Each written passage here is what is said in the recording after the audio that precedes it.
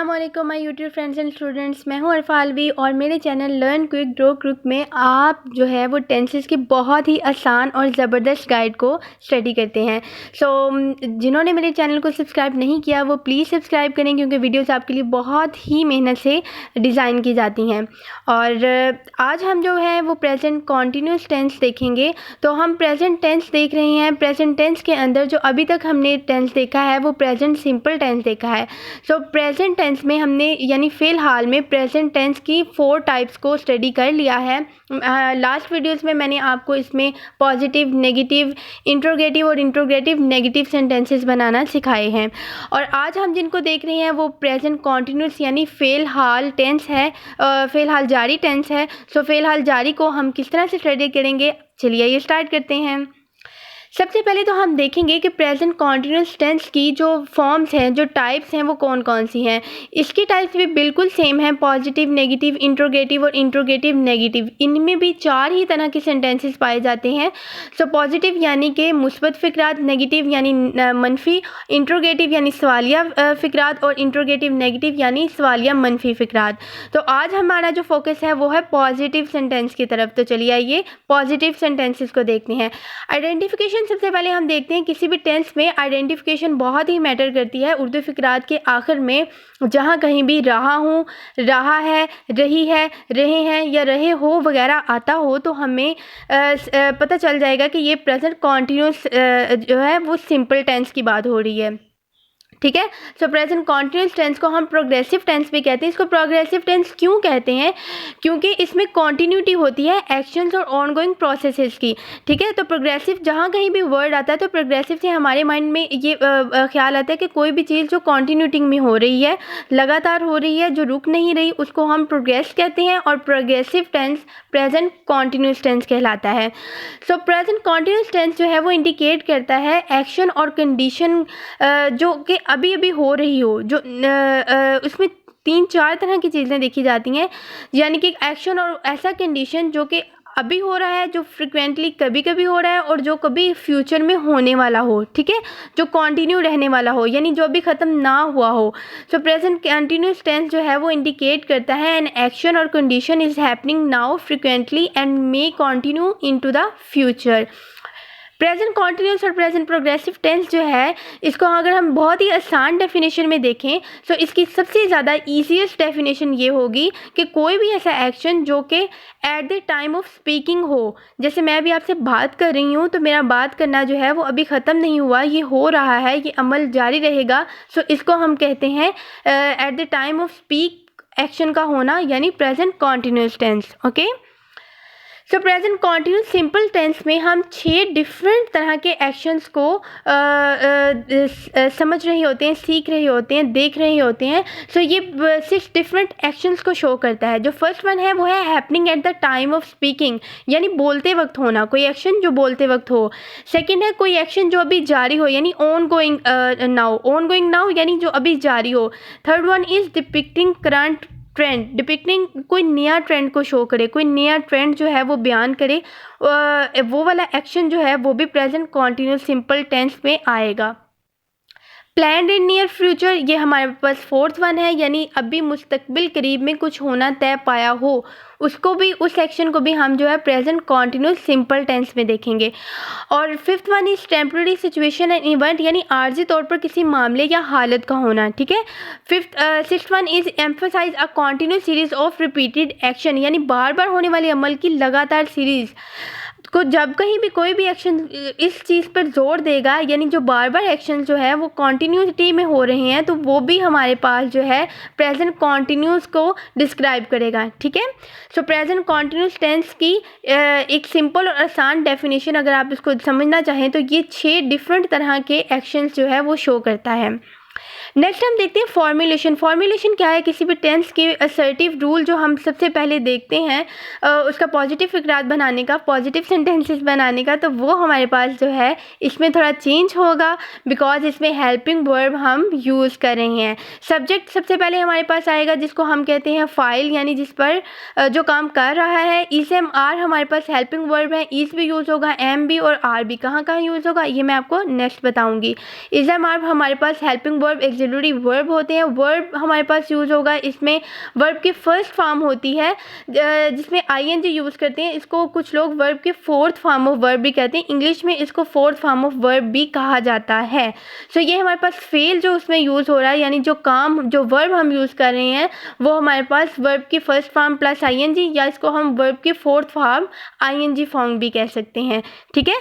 सो उसके बाद हम लास्ट में हम ऑब्जेक्ट को देखेंगे। ऑब्जेक्ट हमारे पास होता है मफूल, यानी जिस पर काम हो रहा हो। तो इसको हम एक दफ़ा जल्दी से देखते हैं। Subject plus is am are plus verb की fourth form of verb plus object. तो ये हमारे पास पॉजिटिव फ़िक्रात बनाने का फॉर्मूला है। नेक्स्ट हम देखते हैं कि अगर हमने फार्मूला देख लिया कि हमारे पास ये फार्मूला है, तो इसमें इज़ और एम और आर कहाँ कहाँ यूज़ होंगे। सो हमारे पास एक रूल है, अगर हमारे पास सब्जेक्ट आई हो, आई उर्दू में मैं को कहते हैं, आई के साथ हम हेल्पिंग वर्ब हमेशा एम यूज़ करेंगे। उर्दू फ़िक्रे में कहीं भी अगर आपका सब्जेक्ट जो है वो आई है तो उसके साथ एम, और उसके बाद हम बाकी वर्ब की ING form plus object same ही रहेगा। अगर हमारे पास सब्जेक्ट सिंगुलर है, यानी ही शी इट होगा, या सिंगुलर नाउन होगा, उसके साथ हम इज का यूज़ करेंगे, तो वर्ब की आईएनजी फॉर्म और ऑब्जेक्ट सेम रहेंगे, बट हमारे पास हेल्पिंग वर्ब जो है वो इज आ जाएगा। और अगर हमारे पास सब्जेक्ट जो है वी दे यू या प्लूरल नाउन, यानी बहुत ज़्यादा सब्जेक्ट और नाउन होंगे, तब हम उनके साथ आर का यूज़ करेंगे। वर्ब की आईएनजी फॉर्म प्लस ऑब्जेक्ट यहाँ भी सेम रहेगा। सो इसको जल्दी से एक दफ़ा देखते हैं। आई के साथ एम, सिंगुलर नाउन के साथ ही शी इट के साथ इज, प्लूरल नाउन के साथ वी दे यू के साथ आर यूज़ होगा। ओके। सो रूल्स देखते हैं। हमारे पास बहुत से ऐसे रूल्स हैं जिनको हम स्टडी करने जाएंगे। जब हाँ कहीं भी हम वॉवल लेटर्स को देखते हैं इंग्लिश में, तो हम उन वॉवल लेटर्स को रिमूव करके आईएनजी फॉर्म लगाते हैं। ठीक है। सो वॉवल लेटर हमारे पास जैसे मेक है, तो मेक के लास्ट से ई हम रिमूव करके मेकिंग बनाएंगे। ऐसे ही राइट के जो है वो लास्ट से ई रिमूव करके राइटिंग बनाएंगे। ठीक है। बट कुछ वर्ड्स हैं जिनके लास्ट पे वॉवल लेटर को रिमूव नहीं भी करते और उसके साथ आईएनजी यूज़ हो जाता है। ठीक है। सो वो है गो और डू। ठीक है। तो अब आपको समझ लगा कि जो हमने वॉवल लेटर्स को रिमूव किया वो वाले वर्ड्स कौन से हैं, और जिनके साथ नहीं रिमूव किया वो वाले वर्ड्स कौन से हैं।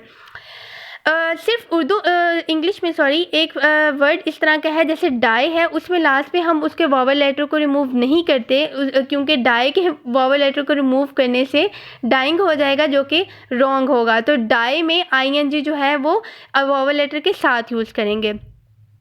वर्ब के साथ हम इंग्लिश में अगर कोई लेटर इस तरह का है, कोई इस तरह का वर्ब है जिसमें कॉन्सोनेंट जो है वॉवल लेटर के बाद आ रहा है, यानी कॉन्सोनेंट वर्ड जो है वो वॉवल लेटर के बाद आता है, तो उसको हम डबल करके जो है आईएनजी का इजाफा करते हैं। कैसे? अगर स्टॉप है, स्टॉप में पी से पहले हमारे पास जो है वो वॉवल लेटर है, क्या है? ओ। वॉवल लेटर है तो पी को हम यानी कॉन्सोनेंट वर्ड को हम डबल करके आईएनजी यूज़ करेंगे। जैसे स्टॉप, स्टॉपिंग। रन, रन में हमारे पास यू जो है वो वॉवल लेटर है, तो एन को डबल करके रनिंग आईएनजी का यूज़ किया है हमने। बिगिन में भी इसी तरह है, BEGIN। तो ये तो हमारे पास फॉर्म ऑफ वर्ब्स में भी हमें पता चल जाएगा, जहाँ हम पढ़ते हैं तो वहाँ भी हमें आइडिया हो जाएगा कि बिगिन को बिगिनिंग बनाने के लिए हमने ऐसे क्यों किया, बिकॉज हमने आई यानी कि वॉवल लेटर के बाद के कॉन्सोनेंट वर्ड को हमने डबल किया। ठीक है। सो कॉन्सोनेंट लेटर ये हमारे पास था एन को डबल किया और आईएनजी यूज़ की। ठीक है। ये हमारे पास रूल थे। आगे हम देखें मॉडल सेंटेंस, क्योंकि हमने आइडेंटिफिकेशन भी देख ली है और हमने इसका जो है वो रूल्स भी स्टडी करके आगे मॉडल सेंटेंसेस तक आ गए हैं। मॉडल सेंटेंस आज हमारे पास होगा, अली फुटबॉल खेल रहा है। रहा है मीन्स आपको क्लिक हो जाएगा, रहा है हमारे पास आ जाएगा उर्दू फ़िक्रे के लास्ट में कॉन्टिन्यूटी को शो करते हुए। तो अली फुटबॉल खेल रहा है, अली इसमें क्या है? अली इसमें हमारे पास है सब्जेक्ट। ठीक है, फ़ाइल है। फुटबॉल इसमें हमारे पास जो है वो ऑब्जेक्ट है, क्योंकि फुटबॉल पर काम हो रहा है। खेलना हमारे पास, खेल रहा है हमारे पास आ गया वर्ब। तो इसको हम किस तरह से बनाएंगे? Ali is playing football. इसमें हमने अली क्योंकि सिंगल था तो सिंगल के साथ हमने इज़ यूज़ करना है। मैंने आपको बताया था ही, शी, इट या सिंगुलर नाउन के साथ हम जो है वो इज़ को यूज़ करते हैं। ठीक है। So Ali is playing football, Ali is यानी अली सब्जेक्ट आ गया हमारे पास, इज़ हमारे पास helping verb, auxiliary verb, playing जो है हमारे पास आ गया वर्ब, और फुटबॉल जो है हमारे पास आ गया ऑब्जेक्ट। ठीक है, सो अली फुटबॉल खेल रहा है, Ali is playing football. Okay, अगर किसी को प्रॉब्लम हो कि ये जो जिस तरह से मैंने डिस्क्राइब किया है उसको समझने में प्रॉब्लम हो, तो वो वीडियो में स्क्रीनशॉट लेकर अपने पास रख लिया करें, ताकि आपको नियर इन फ्यूचर जब भी टेंसेस सीखने हो तो मुश्किल ना हो। ठीक है, सो इसके बाद वार्निंग में आपको एक बता दूं कि हम जो है एक गलती करते हैं, बहुत से ऐसे फ़िक्रात होते हैं जिनके लास्ट पर रहा है, रहे हैं, रहा हूँ वगैरह नहीं आते, लेकिन उसमें हम प्रेजेंट उसको टेंस को बनाते हुए हम प्रेजेंट कॉन्टिन्यूस टेंस ही देखते हैं। जैसे CSS में भी बहुत से डिफरेंट इस तरह के जो है वो फ़िक्रात होते हैं जिनको हमने जब इंग्लिश में कन्वर्ट करना होता है तो हम उसको ये ख्याल नहीं करते, क्योंकि हमें हमारे जहन में ये होता है कि रहा है, रहे हैं या रहा हूँ वगैरह लास्ट पर आएगा तभी हम उसको कॉन्टिन्यूस में बनाएंगे, लेकिन ऐसा नहीं होता। मेरे पास एक एग्जांपल है, कुत्ता कुर्सी के नीचे बैठा है। ये एक ऐसी एग्जांपल है जिसमें देखने में हमें ये लगेगा कि ये प्रेजेंट कॉन्टिन्यूस में नहीं है, बट हम इसको जब इंग्लिश में बनाएंगे तो ये प्रेजेंट कॉन्टिन्यूस टेंस में इज़ के साथ, ही इज़ हेल्पिंग वर्ब के साथ यूज होगा। ठीक है, the dog is sitting under the chair. Okay, last में हम अपनी एग्जाम्पल्स पर प्रैक्टिस देखते हैं। जो फर्स्ट एग्जाम्पल है वो है तैयबा कलीन साफ़ कर रही है। इसकी इंग्लिश हम किस तरह से बनाएंगे, Tayyaba is washing the clean. Is आया क्योंकि यहाँ पे सिंगुलर थी, तैयबा कोई एक थी। सेकंड है मेरी बहन खाना बना रही है। मेरी बहन यानी my sister is making the food. Is यानी singular, my sister singular noun में आ जाता है। ठीक है, तो मैं अंग्रेज़ी सीख रहा हूँ, बहुत ही आसान फिक्रा है। मैं आई एम लर्निंग इंग्लिश, यहाँ पे आई यूज़ हो, आई के साथ मैंने आपको बताया था हेल्पिंग वर्ब जो है वो एम यूज़ होगा।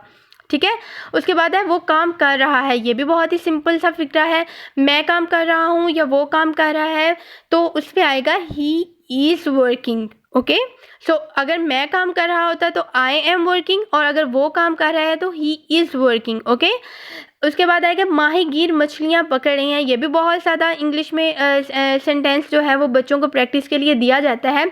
The fisherman are catching fish. Okay, fisherman, man E के साथ यूजुअल ज़्यादा है तो आर आएगा। The fisherman are catching fish.